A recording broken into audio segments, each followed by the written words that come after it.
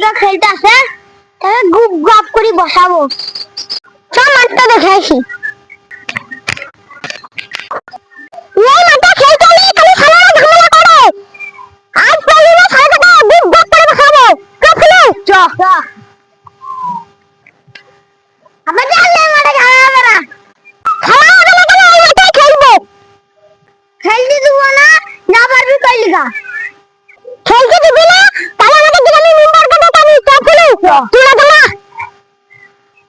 ওরা তো মেম্বার কাটা একটু দাও।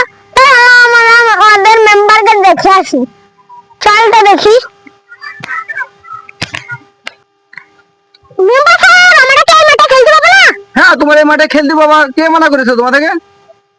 ওই শালা তিনজন মেম্বার পাইছো।